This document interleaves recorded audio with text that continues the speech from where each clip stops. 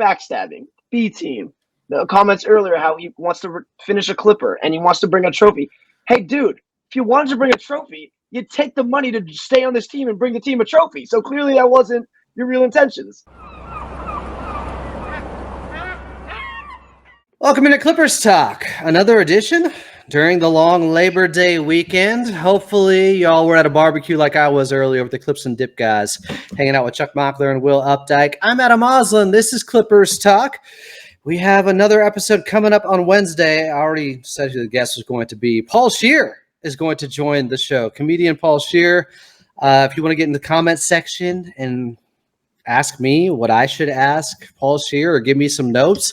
Like, I have a bunch of questions already, but if there's anything you want to learn about Paul Scheer, put it in the comments section while you're there. Maybe hit that subscribe button.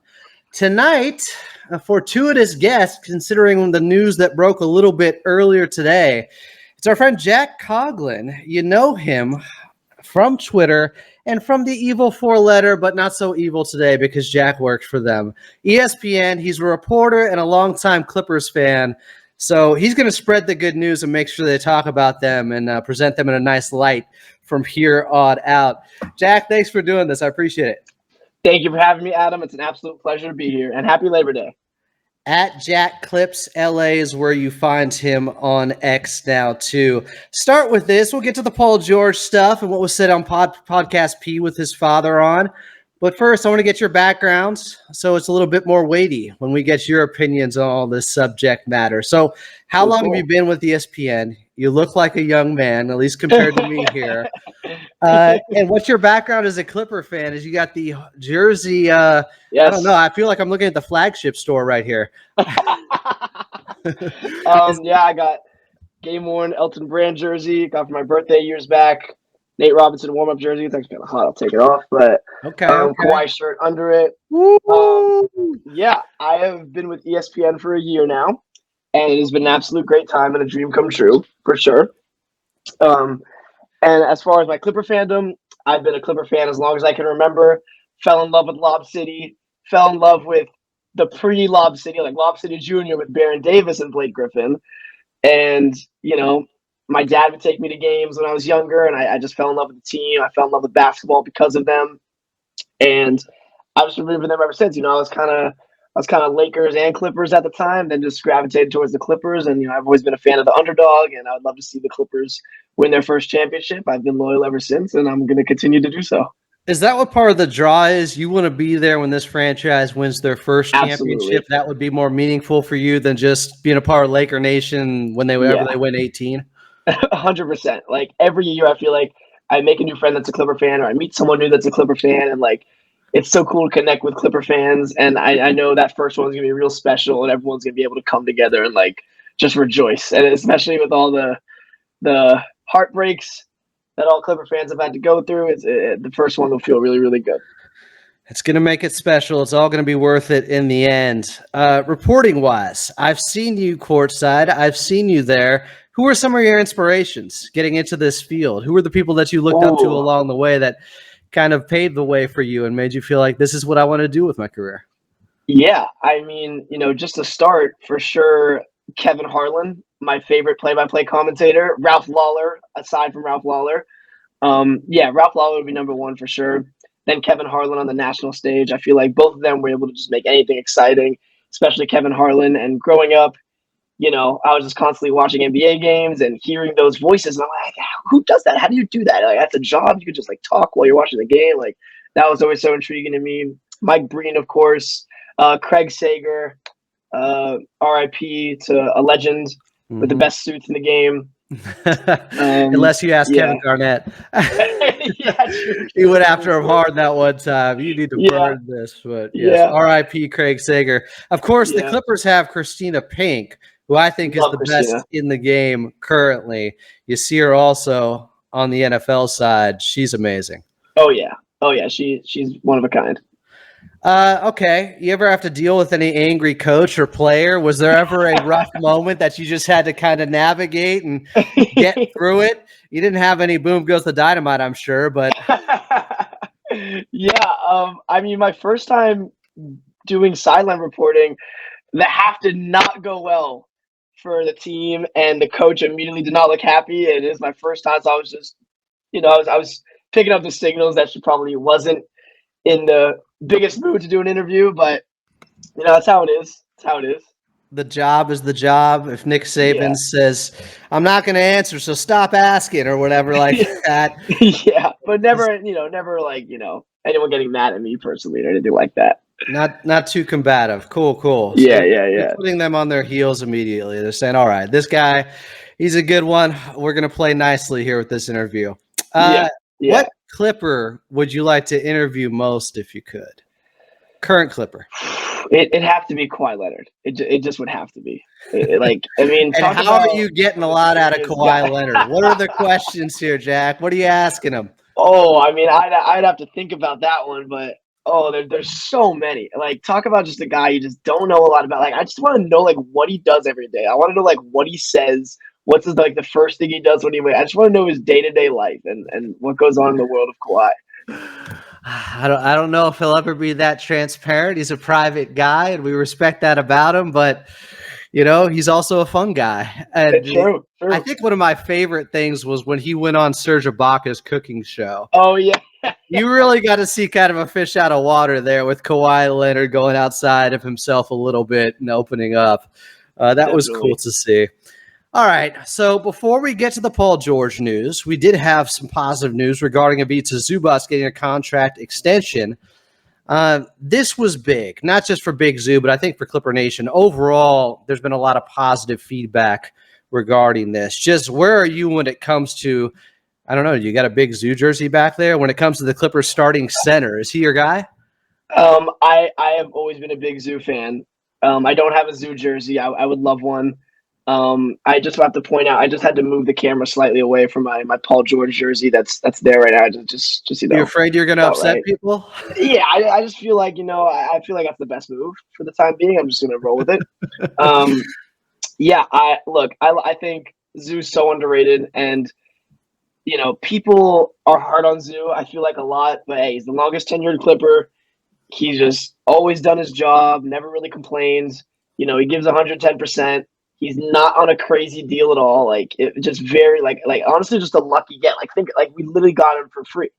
It's just a very lucky get. Like, it's just hard to really be so critical. Obviously, there's ways he can improve and be better, but just gotta be grateful for him. And he wants to stay a Clipper, so I'm happy that he's going to continue to do so. I know he started with the Lakers, but because he's been in Southern California throughout his career, it feels like he's almost homegrown, that he's been with the Clippers now, the longest tenured team he's been with. And we've seen him grow and develop and have playoff struggles and overcome those. And last season, I think in that series against the Dallas Mavericks, he was their second best player behind James Harden. I really think that was a little bit of his coming out party. More of that will be happening this season. I've been asking a lot of people, Jack, what are your expectations, points and rebound averaging wise for Ivica Zubac? What do you want to see from him productivity wise? What would meet your standard of expectations now on a new contract, even though the extension doesn't kick in until after this season? But what does he need to do to live up to some of his part of the bargain? I think it's going to be, a lot of the same that we've seen. I think it'll be similar to last year, and last year was a good year for him, especially. I think we'll see an uptick. I think he's going to be more part of the offense this year. I think like with Harden, he improved. Harden set him up really well.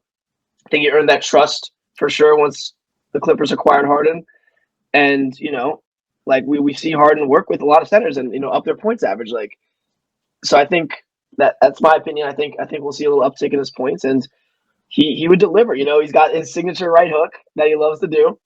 And yeah, I think it'll be a little bit of the same, but I could see an uptick for sure. Especially because they just need more. No Paul George, no Russell Westbrook. You would expect him and Terance Mann to get more opportunities.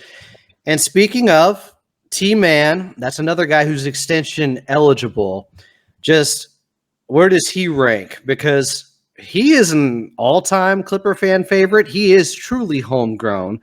He is ingrained with this organization. He's part of the DNA, part of the makeup, and I think the character and the professionalism that he has shown is what being a Clipper is all about. I want to see him here for a long time. Just what do you expect out of Terance Mann this season? And do you think they lock him up for a long-term deal and what those numbers might be? Yeah, I think so. I mean, we've still heard talks about the Clippers wanting to find that third star. We know it typically involves teammate and trade talks, but we saw them be stubborn to not give him up for Harden, which was a good move. And yeah, I think we're going to see an aggressive T-Man this year. I think he's really going to be gunning for it. I think he sees there's an opening that needs to be filled for scoring, and he could do it. Like, he shows those spurts every year. It seems like he'll have that stretch where he's like 24 here, 18 there, 26 here. He can do it. It's just about doing it consistently now and really chipping in. And so yeah, I think it'll be another improved year for T-Man, and he'll be more aggressive and up his scoring. Because I'm looking at all these jerseys, it kind of begs the question. You said you got in pre-Lob City. Who's your Clippers GOAT? Who's your guy? Man, I'm one of those fans that will always love Chris Paul, and it always was Chris Paul for the longest time. It's been Kawhi Leonard currently for sure. I think when it comes to like the Clipper, like if you think of like the Clipper, like one guy that's like the Clipper, it's Blake Griffin. Like, it's just, like they say he has the most aura out of any Clipper. I'd agree. I would frankly agree. And yeah, Clipper GOAT though. Clipper GOAT. I'm gonna go Kawhi. I mean, I think he's definitely the most talented player to ever put on a Clippers jersey. Some people, they just want to see him be healthy, complete a playoff run. We know what he's capable of. 2-time Finals MVP, 2-time Defensive Player of the Year winner, a champion 2 times over. Hoping for the best with his health. Maybe more on that coming up in a little bit. But there were some comments, and I alluded to this and teased this out long enough earlier today on Podcast P. And I'll play them, and then we can react to this audio and visual here as I try to act as young as Jack now to pull this off and share the screen and make sure the sound's actually working. This was from Tomer Azarli. I know our friend Murray of The Athletic had it as well. I feel like they stabbed us in the back. I'm just going to start this, and I think it's playing. Can you hear it? Yes. You feel pop when I can't on my side, but that's all right. I've already listened to this thing like 10 times and dissected it like it's the Zapruder film or something. But I'm going to play the whole thing in its entirety. 2 minutes and 27 seconds. If YouTube flags this later, I'll cut it out afterwards. But after this, we'll react. This was earlier today on the new Podcast P episode with Paul George's father. You feel pop when PG left LA and said, "I'm going to Philly." Wow. It was hurting. I mean, it was like I feel like they stabbed us in the back, because I thought Paul did a whole lot for the team. Far as in the fan base, the fans was there. He was there. I think he gave them 110%. And what he was asking, it wasn't a whole lot. Right.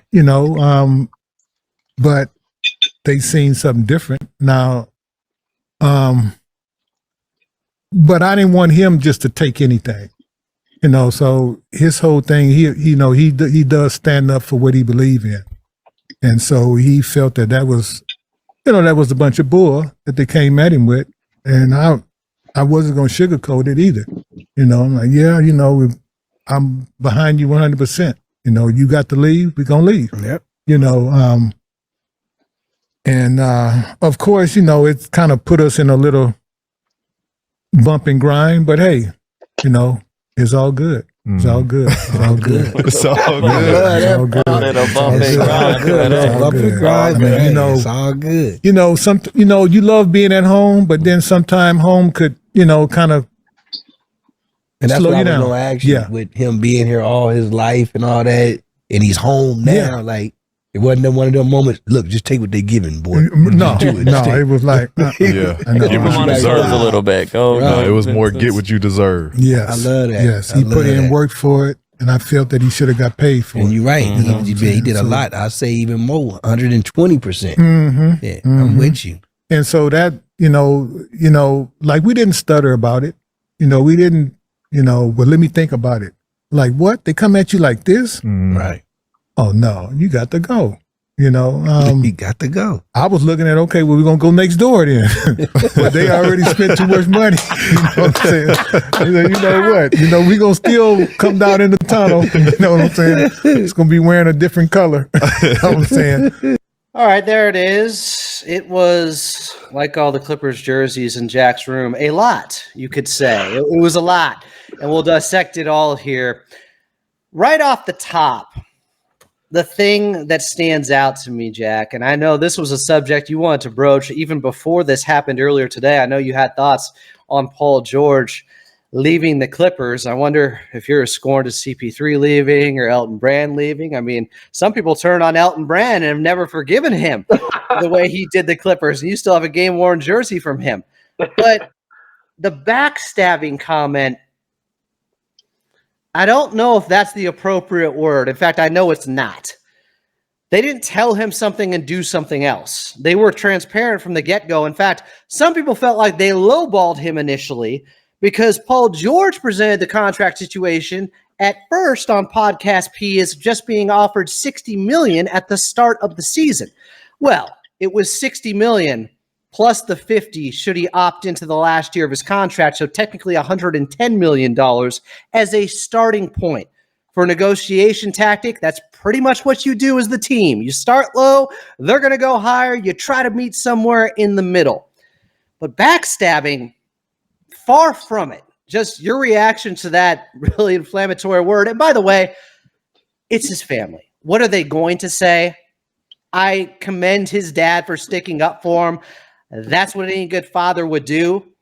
I just think we have to present the other side to this as well. Agreed with everything you said.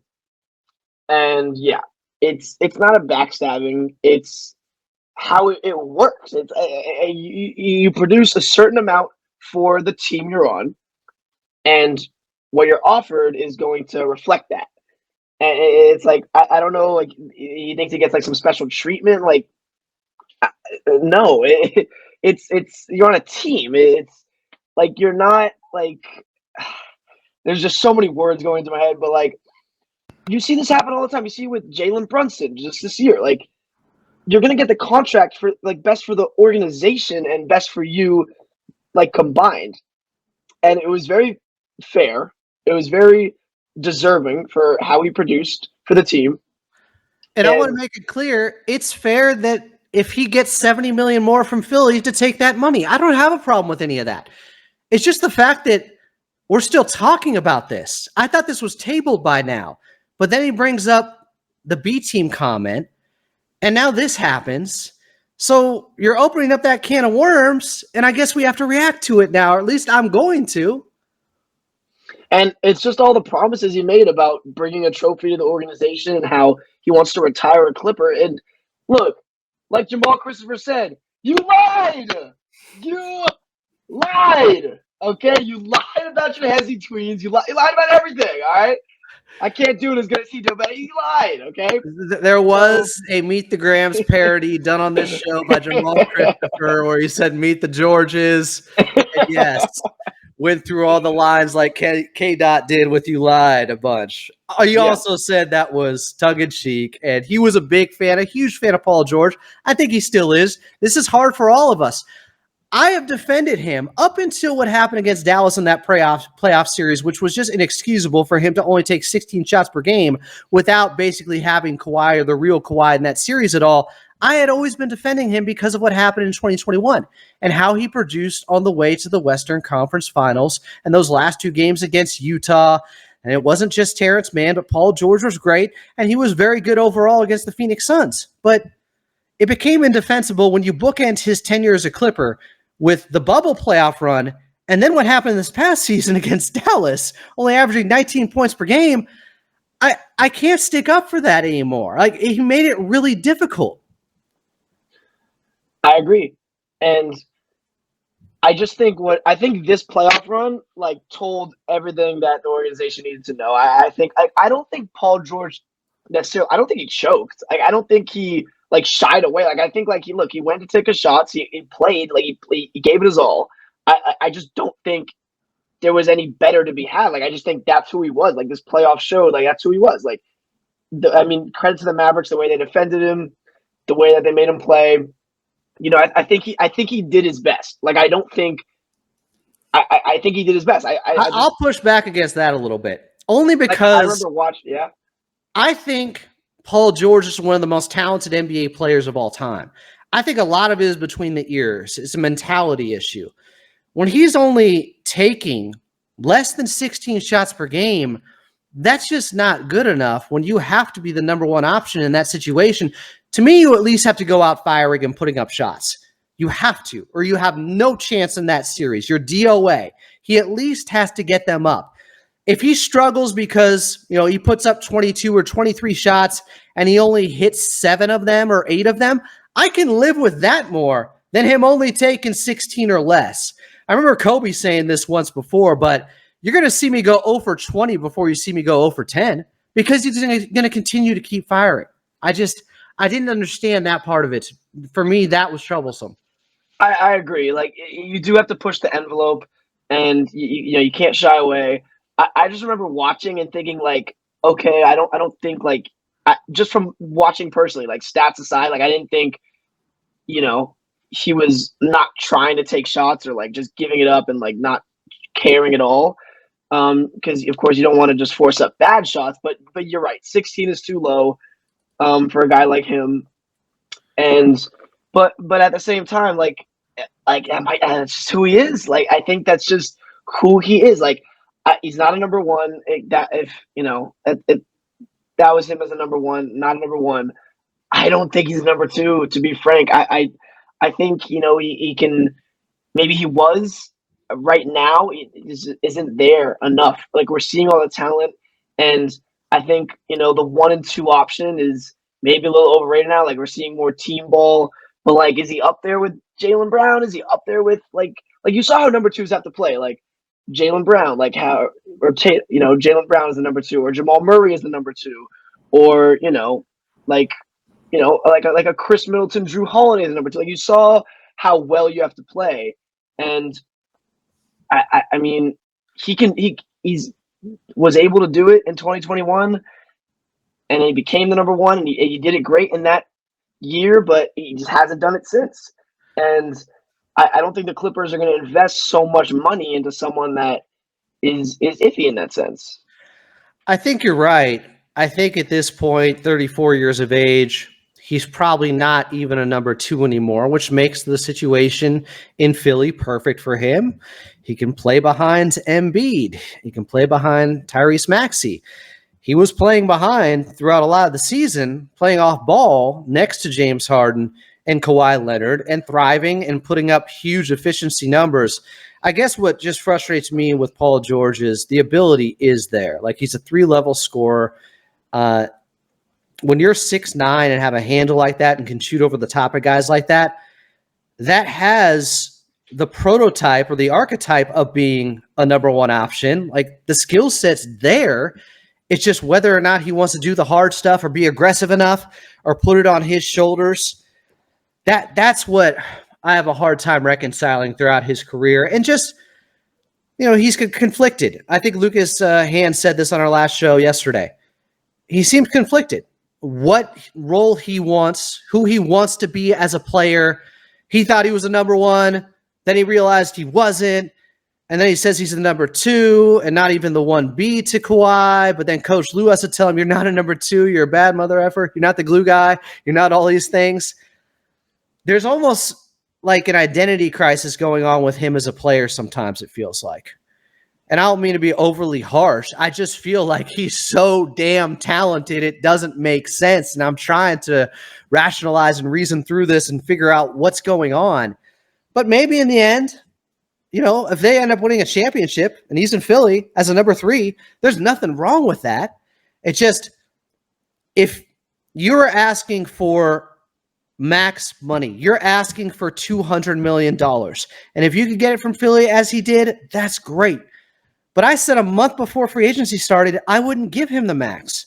And I think if he balled out in that playoff series and they had a chance, I think, even without Kawhi, to pull through because Luka wasn't playing that great. He was banged up. Terance Mann played him perfectly. He was at 40% from the floor, 20% from three. The Clippers were within striking distance. They win game 6. They're back at home for game 7. You can't tell me that series wasn't within reach. So if Paul George is averaging 25 per game somewhat efficiently, they might have won. It could have happened. And therefore, I don't think the Clippers would be able to let him go. So that was, a prove it moment or a moment of truth for him. And it showed me, I guess, who he was ultimately as a player. Maybe you're right. He should be a number 3 right now on a championship team. Yeah. Yeah. And I also think, you have to look at it like, is he closer to being able to be the best player on a championship team? Like a Nikola Jokic, a Jason Tatum, or, whoever, like a Steph Curry, like a Giannis. Is he closer to that? Like a Kawhi, is he closer to that? Or is he closer to someone like, I don't know. Because you have to Michael be that. Porter Jr. Exactly. That's honestly a great person. Bradley Beal. Yeah. Which one is he closer to? Is he like a I don't want to be disrespectful to because he is like a great player and has so many great moments. But I think like that's the question.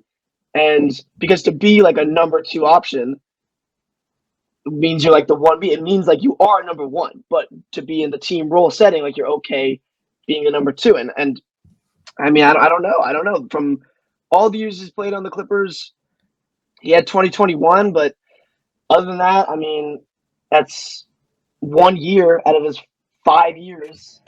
2020, 21, 22, 23. Yeah, 5 years, and then the 4 other years. So, I mean, the Clippers are looking at like, okay, you got that one great year, but like other than that, it's like we're just not seeing that in these other years. So I think his last year in OKC, he was 3rd in MVP voting, 3rd in Defensive Player of the Year voting. I think he was All NBA first team, and he was still 28. He's starting his prime. Yeah, and back to that trade too for Shea for Paul George, and also it technically involves Kawhi, but like ultimately, what the organizations want to do, they want to make a championship contending team. The Clippers had a championship contending team in that 2020 season. You're like, everyone was still, all about the super teams, and you have to be so good like the KD Warriors and just destroy everyone, and it's not going to be even close. Like, no, that's not how the NBA has ever worked other than those years. Like, it's competitive. It's not guaranteed for one team to win. We've seen it since the KD Warriors had been disbanded. It's been a different championship winning team every year, and no one really knows who's going to win every year. That's how it usually is. So Clippers did a great job with that trade. It was worth it. Look, in hindsight, who knows? But look, championship contending team, 1 game away from the conference finals in 2020, could have won it all. 2021 could have won it all. Kawhi gets hurt, and he's hurt the next year, and then yada yada yada. Still, like, we're in the running next. Like, that's all you can ask for. And then there's luck involved, and hey, like Paul George was doing his part. He did great in 2021, didn't do great in 2020, but still, like, Clippers were right there.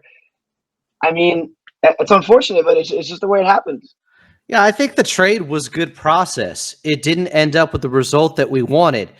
But when I mention good process and why you shouldn't look back at that trade as being the wrong move because it didn't work out, well, I think every GM in the history of basketball makes that move.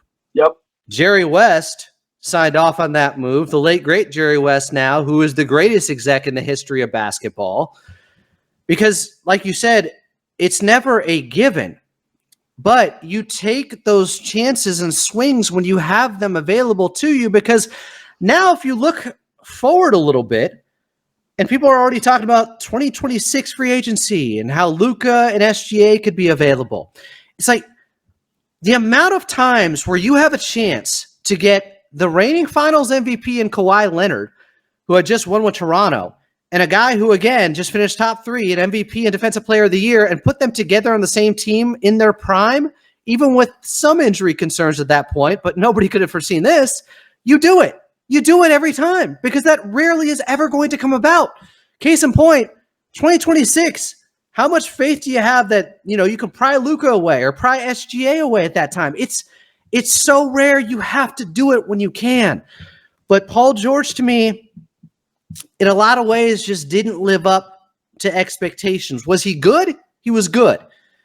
But 2 out of 3 playoff runs were abysmal, you can say. And that is what a lot of people are going to remember. And when I hear stuff about, stabbed in the back, backstabbed, it's like, wait a second. You're saying the Clippers did Paul George dirty? They paid him $190 million max extension after what happened in the bubble, right after. They gave him the max extension. They gave him all his friends. At least that they could, reasonably. They gave him Reggie. That worked out. John Wall, no. Russell Westbrook, no. They let him play off ball when he wanted to, on ball when he wanted to, whatever the mood happened to be or whatever he felt comfortable with. The fans backed him up.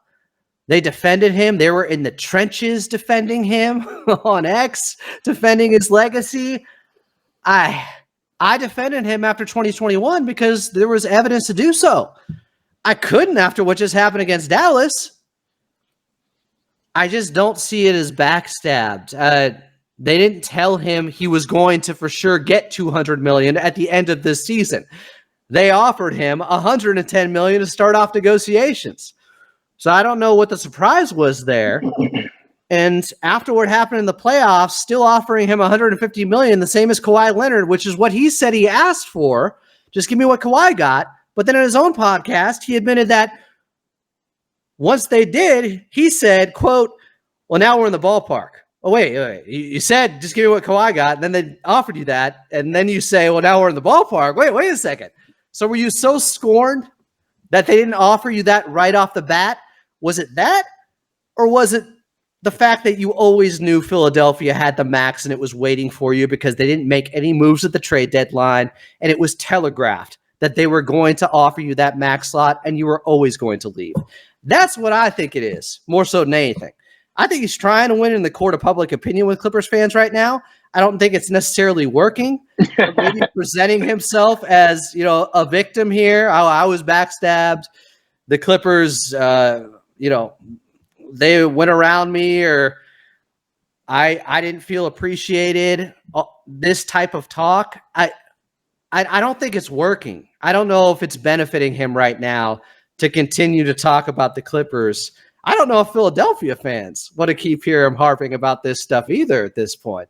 Feel like he's still worried about his ex, I like what you said about not living up to expectations. I think, all Clipper fans, me included, put a lot of hype as soon as the trade happened and oh my God, he was just almost MVP, he's going to be great. And of course, he had that 2021 season, I will always love Paul George just for that season. Yeah. That was huge and got the Clippers to the first ever conference finals. And the more he talks, though, the further we get away from that season. You know what I mean? Yeah, totally. He's adding all this stuff for us to think about that we don't want to. I'd rather think about 2021. Yeah, absolutely. Absolutely.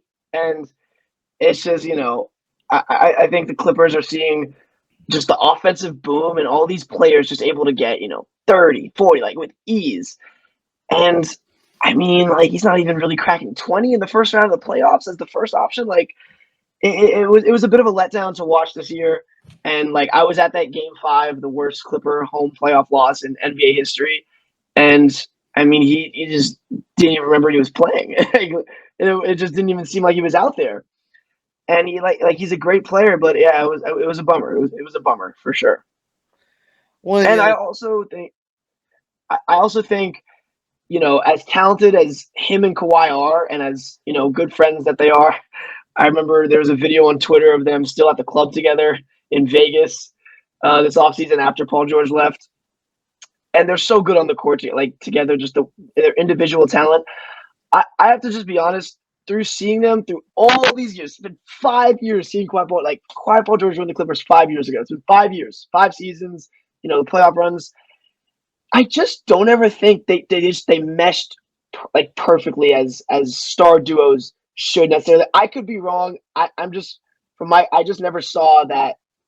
I feel like LeBron and Anthony Davis did it great in 2020. I feel like Jamal Murray and Nikola Jokic, Tatum and Jaylen Brown, Curry and Draymond or whoever. You just see them mesh just so well.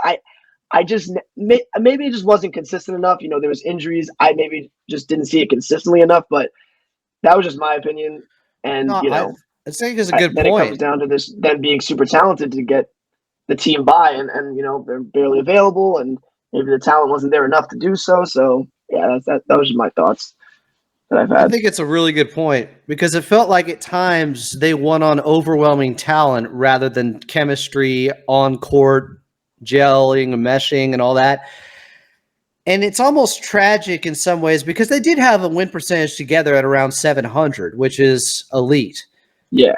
But Andrew Greif brought this up on the show. Andrew Greif, the LA Times, formerly covering the Clippers for the LA Times, he said, those last two games, game 3 and 4 against Utah in the second round in 2021, I think were the first two games where they each had 30 points in back-to-back games together. And they were coming together, and you saw it happening in real time. And then Kawhi tears the ACL at the end of game 4. That's what's so tough. Yeah. Oh, man. Like, you got a glimpse. And, I mean, I was convinced. I don't know if you were at that time, but I was convinced after seeing what happened against Phoenix 2 and taking them to 6 and knowing who Milwaukee was and what Kawhi had done to Giannis in the past, I was convinced they were going to win in 2021. 100%. That was the year. Same here. That one still hurts. So does this. So do the comments about the backstabbing and stuff today. And one of the other things that was said was what he was asking for wasn't a whole lot. Look, it's Paul George's dad. What is he going to say? He's going to defend his son.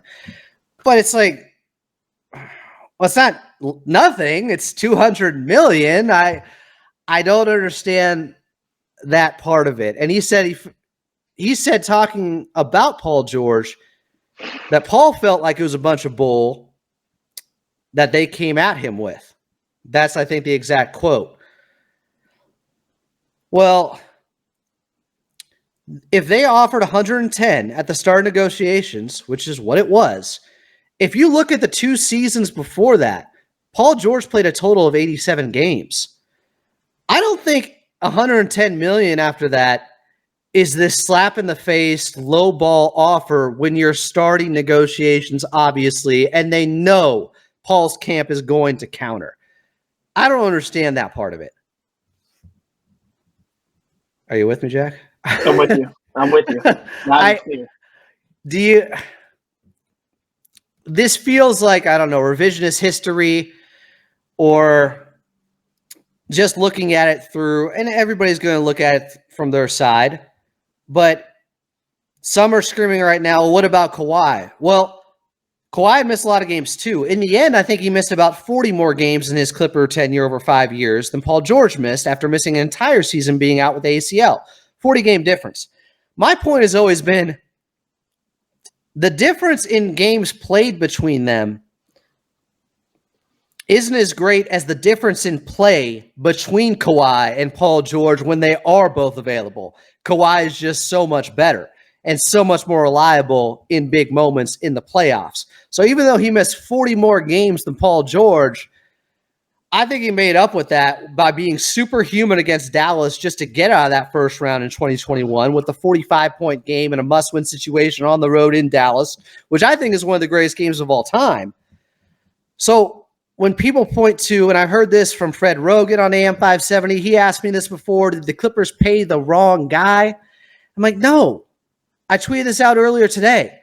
I would always rather take my chances with a guy who, yes, the right knee is a concern. It has to be at this point. 4 straight seasons, he's not able to finish the year. But I would rather hold on to that hope of him being healthy because I know even if Paul George is healthy, it's still not happening with just him. If Kawhi is healthy, if you have him ready to go in the playoffs, you feel like you have a chance. Even if Paul George is healthy and ready to go at 100%, I don't know what he's going to do that night. He could play like a top 10 player. He could play like a top 40 player. You know, I'd rather have that security or at least the chance of knowing with Kawhi healthy, you might be able to win it all somehow, rather than having Paul George maybe being a little bit more healthy overall than him, but you kind of know what your ceiling is, and it's not a championship with him as the guy. Is that fair? Yep.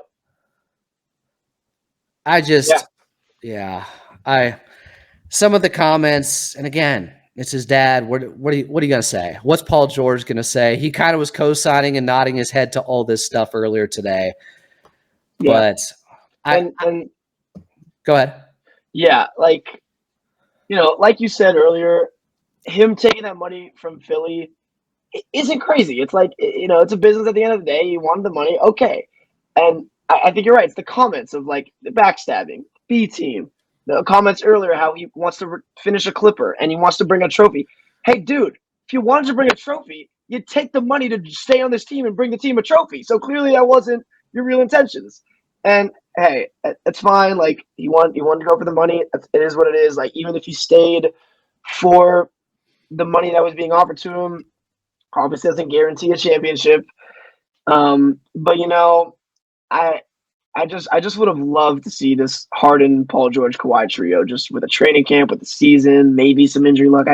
It would just felt really good to see them for one more year. Just that stretch, that 26-5 stretch during last season was one of my most fun times ever watching Clipper basketball. To this day, I have no idea what happened after the All-Star break.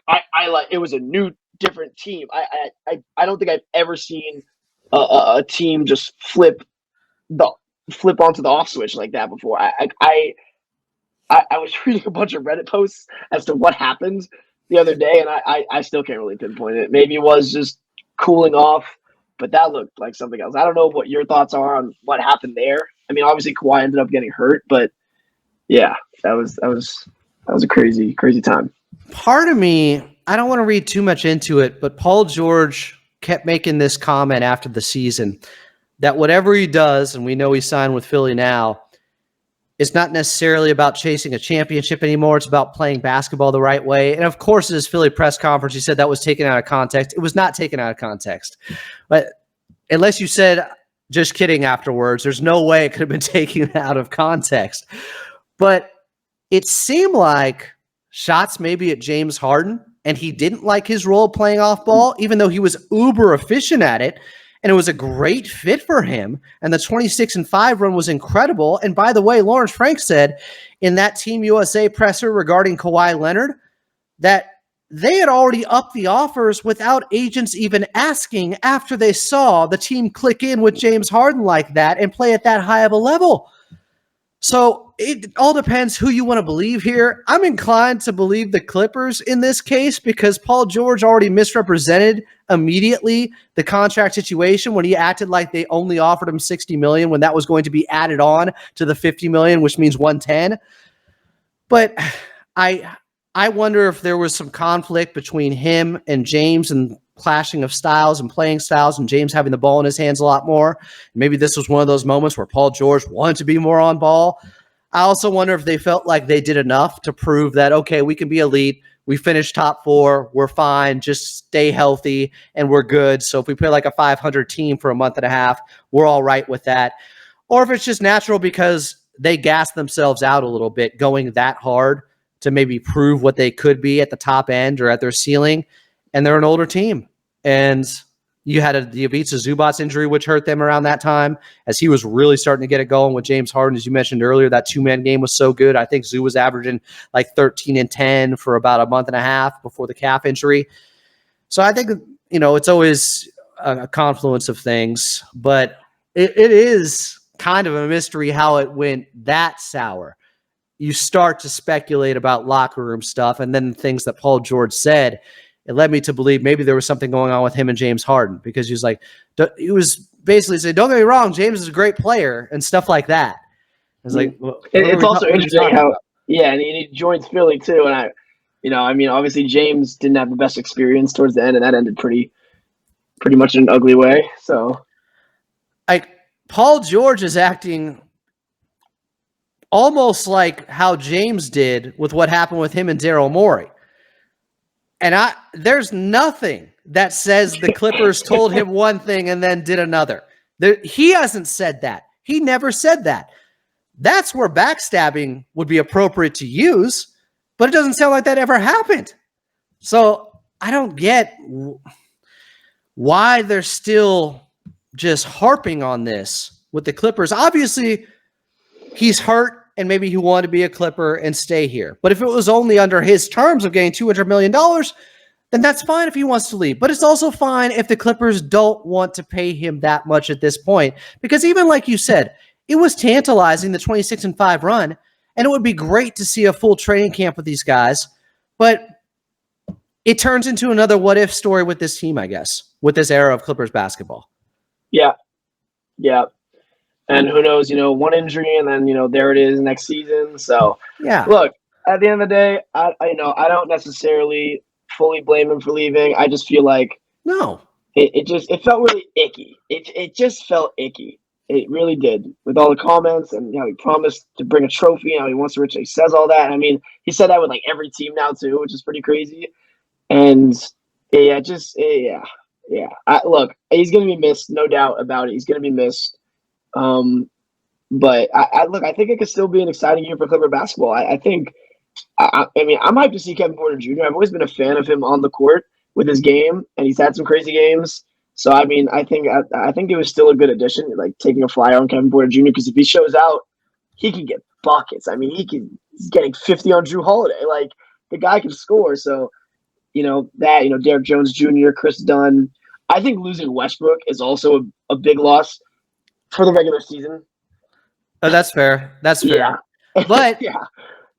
They brought in Chris Dunn. I love that move. Yeah. I love that move. And they still technically have bones at the moment. I know it sounds like he and PJ Tucker have a foot out the door. If there's a right deal, they'll strike it. But I like this defensive identity they're kind of building. Yeah, totally. It feels like for the first time in a while, there's a real identity outside of just stars and a lot of talent. And who can also forget about the Batum Battalion being back, like the best move of the offseason? Who needs anyone else other than Batum? Come on.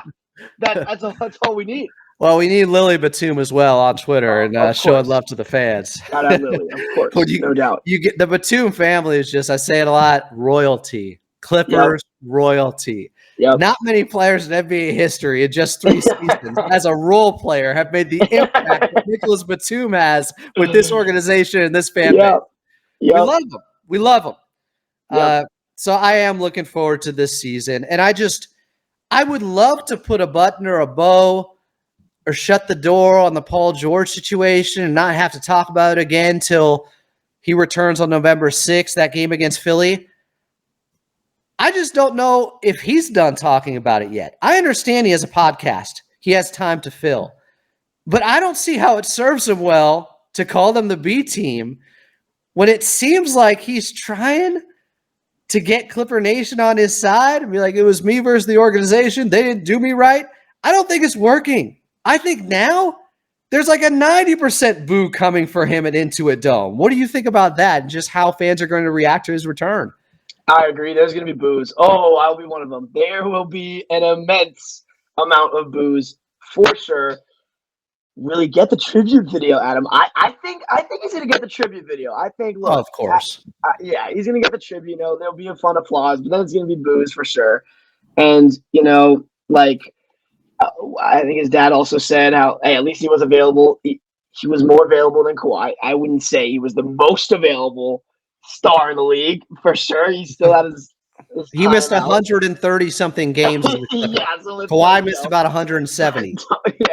No one should go rolling with that as a huge argument. But look, it was a fun era of Clipper basketball. 2-1-3, I think, will definitely always be remembered. I think it'll be remembered in the same breath as Lob City, maybe even better than Lob City. Like, I think it was progress. Like, it was definitely progress. Like a good, Steve Ballmer's first real era of Clippers basketball he created. Pretty great job. Have you been, speaking of Steve Ballmer doing a great job, have you been to Intuit Dome? I have been to Intuit Dome. Is it real and spectacular like everyone says? So I went about a week ago, last Sunday, and the court wasn't up. But same for me. It was Bruno Mars. Okay. Yeah. And it was spectacular. I got to actually play basketball in the basketball gym next to the real basketball court for the Clippers. Right, Court B. Yeah, Court B, and that was the craziest experience, and it's just beautiful inside and out. It almost doesn't even feel like an arena. Like it feels like a home.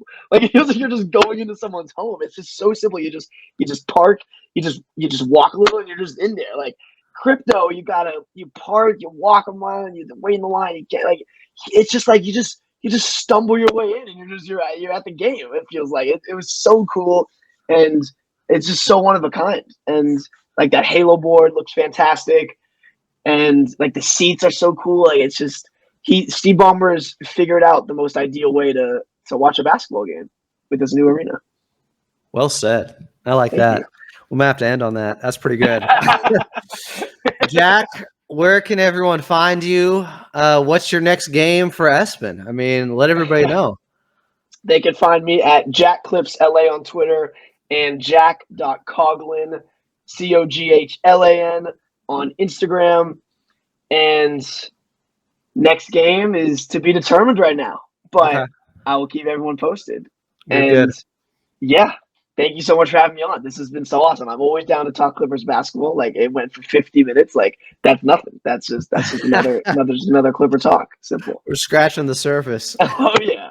Hopefully not in the Paul George situation. I'd love to put this to an end. And I'm hyped to meet you at the Dome this year. Let's go, man. And we'll do this again when games start up. I'd love to have you back here on Clippers Talk. Still to come later this week, Paul Scheer coming up on Wednesday. Get to me in the comment section. If you have questions for Paul, I'll filter through them and see what works, what doesn't, and lob them his way. But I appreciate everyone for listening. Obviously, I know it's been a downtime in basketball. But we've still had so much content over the last months of August. What you been doing this offseason? What do you like to do during the offseason, Adam? What's the offseason look like for you? Yeah, what's your favorite part of the offseason? Favorite thing you like to do? What do you watch? What do you get out there to do? All right. Summertime, I forgot. You are the reporter. Jack, if you got questions for me, we can reverse this right now. It ain't Friday. It ain't Freaky Friday, but this is in your wheelhouse. Please. Okay, so I love to go home to NorCal. I love to visit with friends and family there. I'm originally where in NorCal?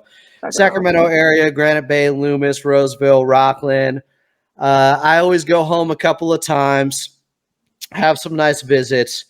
I've also gone to Tennessee to visit some friends. I was on a road trip with my buddy in this band, Photo Ops, who was opening up for Camera Obscura, which some people might say is an obscure type of indie rock band, but they're pretty big. They're from Scotland. And I went with them for a leg of the tour, and I drove from LA all the way to Boston. So 3,000 miles, cross-country trip.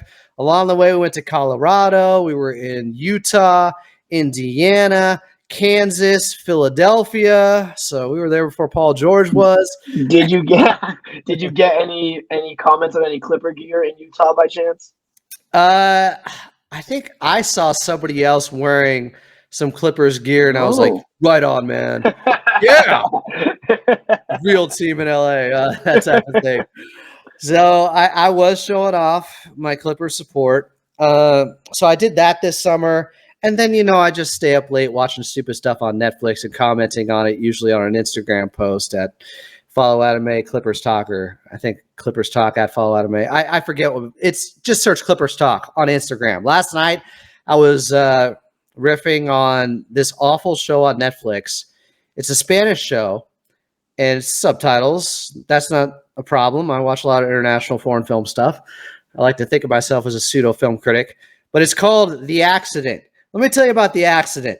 It was an accident this thing was made, because the entire premise, Jack, is about a bounce house with like 10 kids in it going up in the air like a hot air balloon after a gust of wind goes by. And it's this whole tragedy thing based upon a bounce house flying away.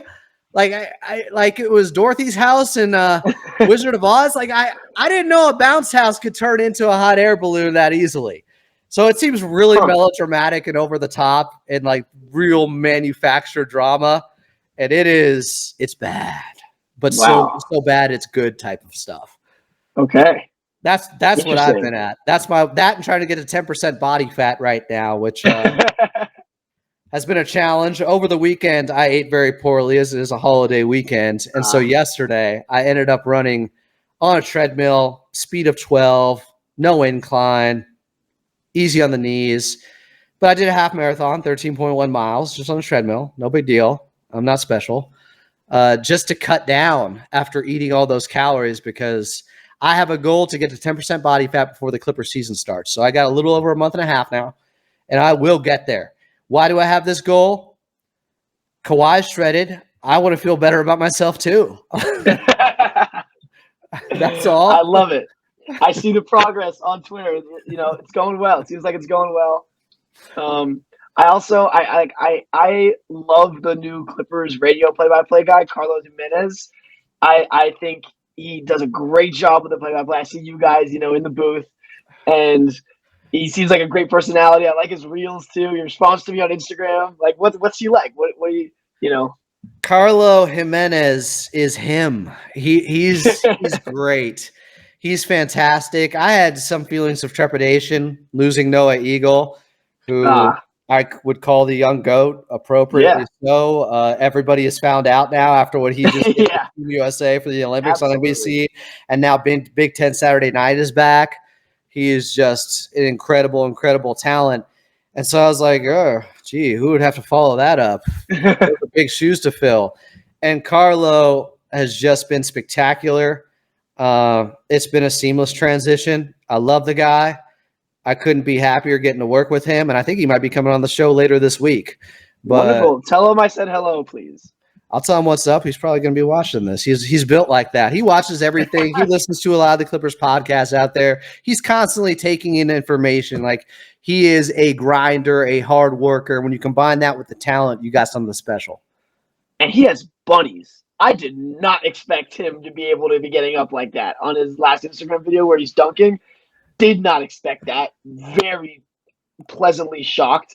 I would love to play with him at Court B. Did you rewind it a couple of times to see? It was like, was that AI editing or anything like that? 100%. I think maybe 100%. He played volleyball in high school or basketball. Like, he's like that. He's got hops. He's like freaking Stromile Swift out there or something like. And nylon is becoming a household saying by now, and that is such a great call. Like, amazing. Like, and TikTok, you know, he's got his TikTok content he's doing well with. Like, random people are coming up to me saying nylon now, like when I'm playing, which is really cool, that aren't even Clipper fans. So he's making it to the national audience. And back to like what you were asking earlier about inspirations, I just got to bring it back to Ralph. Like, growing up listening to Ralph Lawler, my dad and I still say the Lawlerisms all the time. You know, fasten your seatbelt, folks, we're going down to the wire. You know, the lob, the jam. I will say that to this day. That made Clippers basketball and Lob City a gazillion times better. And I met him one time at the game, and I got a selfie with him. He was like, "Oh, selfie time!" And I got to interview him for my podcast when I was doing it, and he was great to interview. And it was like just a cool full circle dream come true. But yeah, Ralph, if you're listening to this, we all miss you. He's a Clipper GOAT for sure. I feel like you just threw me a lob, because I can tell Ralph that in person. I'll tease this out now. I'm going up north to Oregon for a sit-down interview with Ralph in about 2 weeks. I'm going to go up and see Ralph Lawler and hang out with him and have a big hour-long special here on Clippers Talk with Ralph Lawler.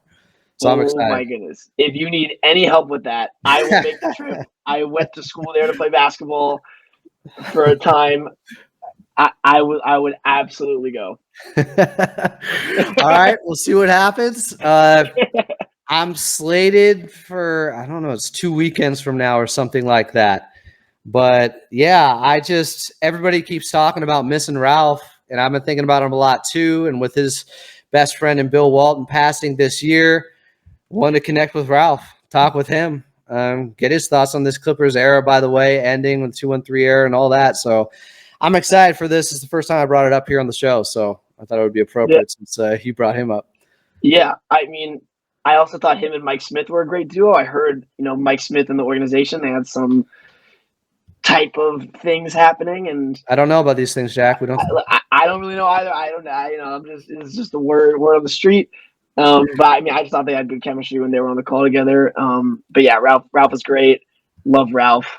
Always great. I always like his take on Twitter. Like I always like hearing his I mean, he's the real longest tenured Clipper out of anyone. He's the greatest Clipper of all time, to say the least. Ralph's the GOAT. Hearing his take. I mean, he's watched so much basketball, so many Clipper games, seen so many different staff members, players, coaches, fans. Like that guy, you want to know about the Clippers, you go to that guy. He knows the NBA so well and the history of the game so well. When I find interesting, when I talked to him, I think it was one of the shows in 2018 on the air, he said at that time that he believed LeBron was the greatest player he had ever seen. Wow. And a lot of people in the older generation, they hold on to their favorites or a certain era.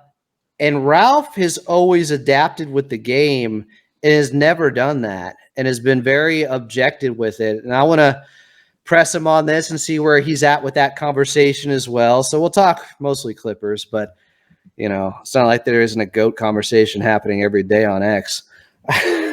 Totally.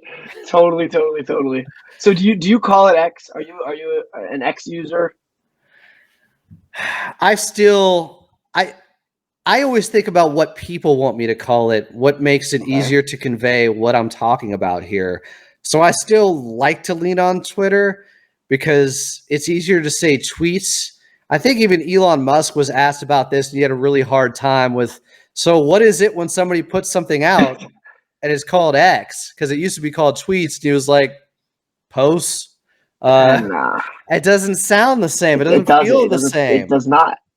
So maybe I'm holding on to an era right now, and it's the old Twitter era, and I'd like to grandfather it in and keep it that way, but I don't know. I mix it up. I call it X and Twitter all the time.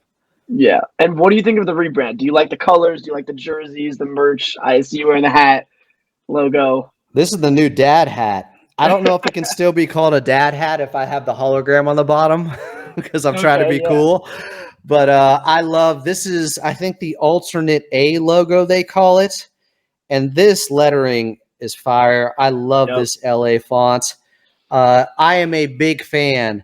And while I think some people, it took some time to warm up to it, the new logo, yes, there was a lot going on at first. I think it's already aging really well. Yep. And I think it's already the best logo that they've had. All the alternates and the jerseys, I haven't heard anyone complain about that stuff. The jerseys going to the old cursive script, they are beautiful. And when the red ones go on sale, that is going to be fire. That is going to be a hot ticket. I think they nailed it, honestly. And it's not easy. Agree. I totally agree. Greatest logo of all time. I don't know if I'm there yet. I haven't really. My favorite Clippers logo. My favorite Clippers logo. So I don't know if I'm there yet with the favorite Clippers logo. I think that Lob City logo, like the first one, is still like super cool to me. But I might get there. I might go over to your side. But yeah, I just think way better than the old logo. No questions asked. Love the colors. Love the dark blue. Love the red. I like the logo a whole lot. And it just doesn't look like any other NBA logo. It just is like one of a kind. It's just like, it's just beautiful. It's just very like, it's like classy. And you know what, Adam? I'm going to say it. It is demure. I had to. I like a logo. Like I can see how it's going to age gracefully. It's almost ahead of its time in some ways. There's a lot. It's a compass. The letter N in Los Angeles is pointing north at the top. Like they put a lot of thought into this thing. There's a lot of history there because for so long people were asking like, what's a Clipper? What is a Clipper? Well, it's right there in front of you now. You don't have to worry about that anymore. So I I couldn't be more impressed. I'm so happy with the jerseys. And I was somebody who, for a while, I wanted the San Andreas jerseys, the San Andreas font by Mr. Cartoon. I wanted the black and white to be their official home and road.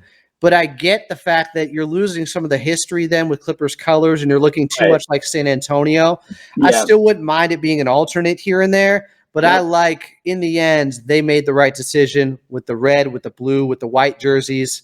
This is going to be exactly, I think it serves the majority of the fan base and what they were looking for. I completely agree. And I totally agree with you. I love the font as well. And like just when it says Clippers too with the blue cursive, right? Like that is so sick. I love that so much. And you nailed it on the head. So if you could bring back one Clipper jersey, what would it be? Would it be that white and black, like that 2020 white and black? I love that one when Kawhi and PG first joined that first year. I also love the light blue with the orange that was a couple years back. The San Diego.